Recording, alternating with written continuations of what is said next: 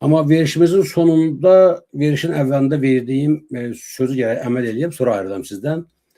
Azərbaycan Xalq Parlamentinin rəis heyətinin qərarı ilə əsasən vətənlər Avropa Şurası Parlament Assambleyasında parlamenti təmsilçisi kimi Kamran Nəsirli iştirak edir. Eləcə də o Azərfilm kanalının bizim rəsmi jurnalisti kimi orada keçib qeydiyyatdan, bu bizim üçün də böyük qürurdur ki, Aşban arxivlərində, rəsmi sənədlərində bizim televiziyanın, Azərfilm ailəsinin adı keçir. Gəlin görək, Kamran bəy ilk reportajında nə deyir? Salam, hörmətli izləyicilər. Bugün sizləri Cent şəhərindən Azərfilmin jurnalisti və Azərbaycan Xalq Parlamentinin mətbuat xidmətinin rəhbəri olaraq Kamran Nəsirli salamlayır. Və bugün bura gəlməyimizdə məqsəd Dominic Willard'ın Make Democracy Great Again kitabıdır ki, bu kitabda demokratik nüanslar öz əksini tapmışdır. Bu kitabın adı o Trump'ın nə bilim Amerika Great Again yenidən böyük eləyək. Kitabın da adı oradan götürülüb ki, demokratiyanın yerindən böyüdək, reallaşdıraq. Demokratiyanı necə inkişaf etdirmək olar, demokratiya nələrdən ibarətdir və Avropada olan demokratiyanı düzdür, Dominik biraz Avropada olan demokratiyanın daha yaxşılaşmasını istəyənlərdən biridir. Bəzən tənqid edir burada olan çatışmamazlıqları. Öz kitabında bu çatışmamazlıqların öhdəsindən necə gəlmək olar, bunlar haqqında danışıb. Ümumən siz görürsünüz burada Sentdə ab-havanı, Belçikada və nə qədər də demokratik bir ölkə olmağına baxmayaraq. Qardaşlar, bəyənin və paylaşın, lütfen xahiş edirəm. Bəyənin və paylaşın, eləcə də yardım edin ki, kanalımıza, bizim hesabları görürsünüz, söhbətin alta gedir. Rusiyada yaşayan qardaşlarımız, Azərbaycandakılar, yardım edin ki, biz bu işləri ürəyimiz istəyən kimi apara bilək, lütfen. Və mən Kamran Nəsirlinin bu səfərini maliyyələşdirən qardaşımıza buradan dönə-dönə təşəkkür edirəm. Çox sağ olsun ki, vaxtında bizim köməyimizə çatdı. Belçika, amma yenə də demokratiya haqqında kitablar yazılır, demokratiya haqqında görüşlər olur. Bu onu göstərir ki, məşhur bir söz var, demokratiya bir balıq kimidir. Əgər onu əlində yaxşı tutmasan, o əlindən sürüşüb gedir. Ona görə də demokratiya bir heykəl deyil ki, Avropa ölkələri onu öz ölkələrində saxlasınlar. Həmişə demokratiyanın qulluğunda deyə qalmaq lazımdır, bir bitki kimi onu böyütmək lazımdır. Demokratiyanın da şərtləri azad seçkidir.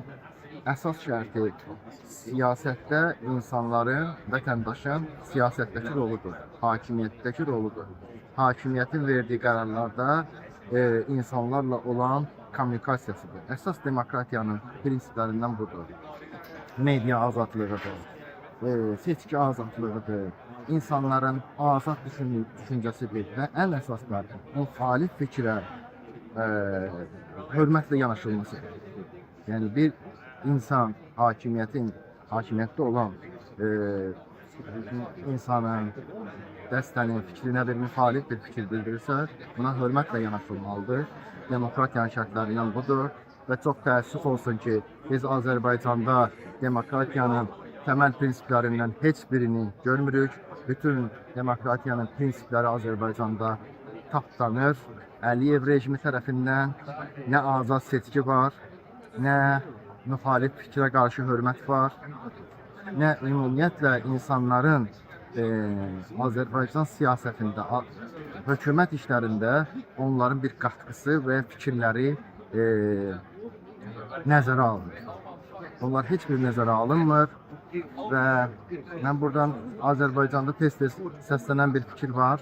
Mən siyasətə qarışmıram, amma siyasət sənə qarışır. Sən siyasətə qarışmırsan da, siyasət sənə qarışır. Siyasət sənin evdən çıxanda ayağını bastığın birinci asfaltdır. Siyasət səni təyin edir ki, ayağının altı nə olacaq? İstifadə etdiyin sudur, saatlarla su daşıyırlar şəhərin mərkəzində. Bax, siyasət budur.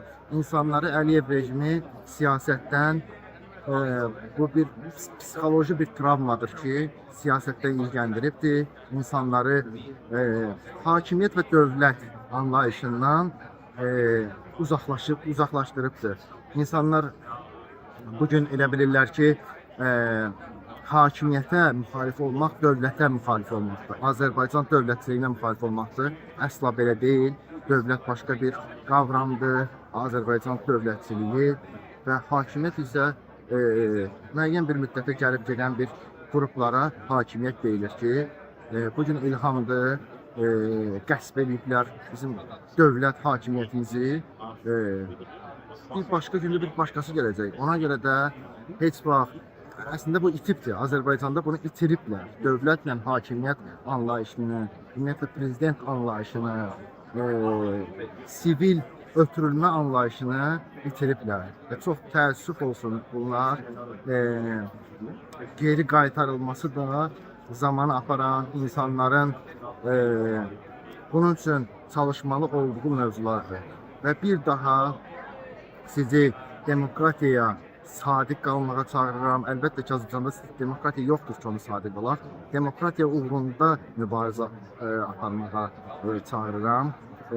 Çünki sizin övladlarınızın, sizin taleyiniz, hər bir şey siyasətdən və demokratiyadan keçir.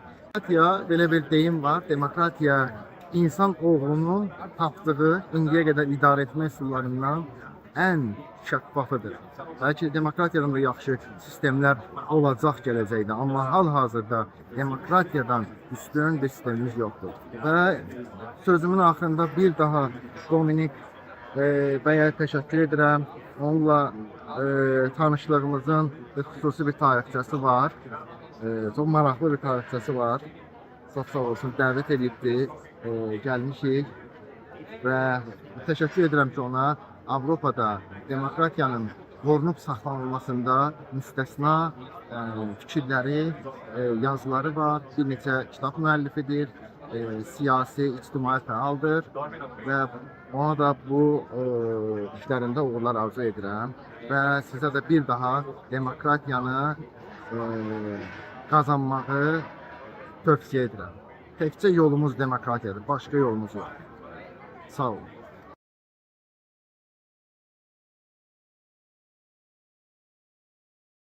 Bildirim ki, sizlərə hələ tədbirin başlanmağına hardasa 30 dəqiqə vaxt var. Amma içəri dolub daşır göstərəcəm sizlərə. Yəni, həqiqətən də Avropanın inkişaf etməyinin, demokratiyanın, burada yüksək həyat səviyyəsinin olmağının səbəbi var. İnsanlar siyasət məndən uzaqdır, mən siyasətə qarışmıram demirlər. Demokratik, Belçikada hamı bilirsiniz ki, demokratik bir quruluş var.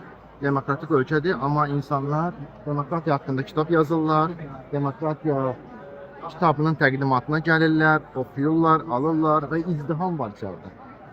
İnanın ki, heç bir kafedə, göstər oraları, heç bir kafedə bir izdiham yoxdur. Bax, bu kitab yerində olduğu qədər izdiham yoxdur. Bax, budur insanların demokratiyaya verdiyi dəyər. Amma Azərbaycanda hansısa bir molun açılışına çox səviyyəsiz insanları dəvət edib, ora minlərlə qadın, uşaq, minlərlə insan gəlir ki, bu insanların təməl belə hüquqları Azərbaycanda tapdanılır.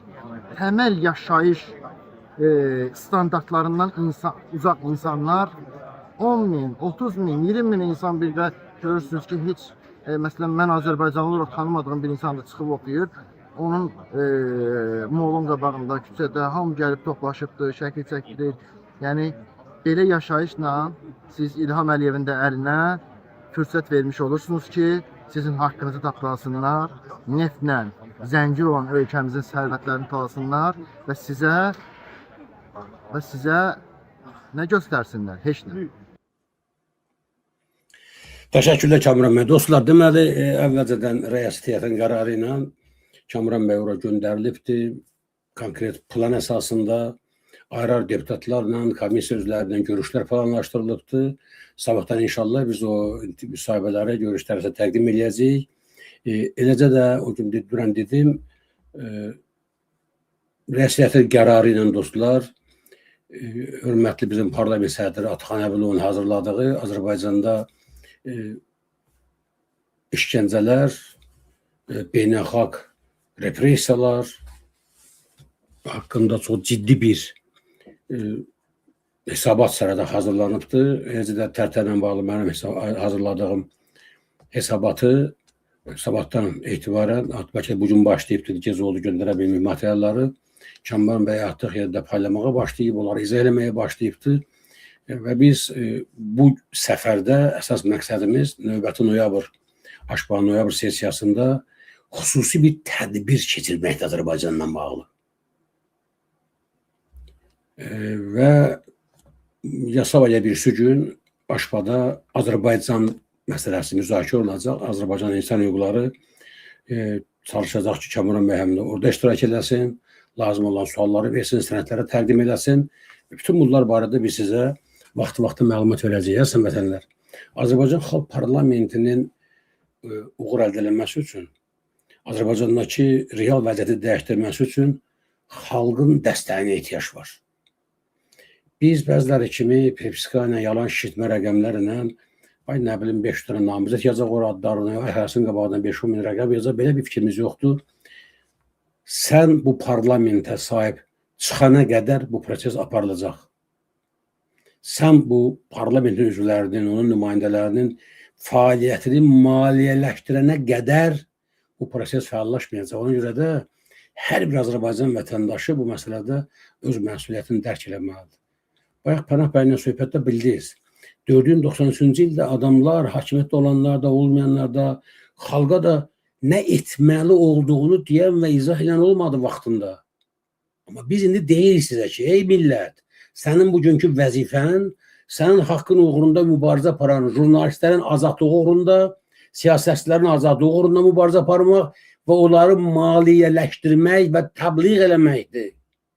Bir baxın, həyasızlığa bir baxın. Əli-Kərimli həbs olunubdur. Güya Ramiz Mehdiyevindən birgə fəaliyyətinə görə. Ramiz öz kefində, ailəsinin içində yaşayır. Ramizin real tərəfdarlarından bir adam da həbs olunmayıbdır. Əli-Kərimli həbsdədir. 5 ayda uzatdılar. Əli-Kərimli mənim onun mənə münasibətdən asılı olmayaraq, Əli-Kərimli bu günləri həbsdə qanunsuz yatır və onun da azadlığı uğrunda Azərbaycan xalqı təşkilatlanmalıdır, iş görməlidir. Heç bir şey yoxdur. Bu sanın sizin məhəbbətiniz, hansı hörmətiniz? Nə jurnalistlərin azadlığı uğruna vuruşursunuz? Qadınları qızları həbs ediblər. Nə özünə müxalifətçi partiyasının sədri hesab elədiyin Əli-Kərimli müdafiəsinə qalxırsan? Hani bunun müdafiə komitələri, hani bunların tədbirləri, niyə iş görmürlər? Əslən vətənlər, bu qaydada iş gedə bilməz. Biz əl-ələ verməliyik, ay adamlar başa düşün. Dünənə qədər bizim aramızda, kimin arasında olan o mübahisələrdən asılı olmayaraq, hamı əl-ələ verib, bu rejimi dəyişdirməlidir. Yoxsa o bir söz deyir ki, sürüyə daraşan canavarın axırına çıxmazsan, o sürünün axırına çıxacaq. Hər birinizin qapısını döyəcəklər. Mütləq döyəcəklər, buna heç şübhəsi olmasın. Gecəniz xeyrə qalsın, Allah amanında olun. Sabah saat 20:00-dan mütləq Azərbaycan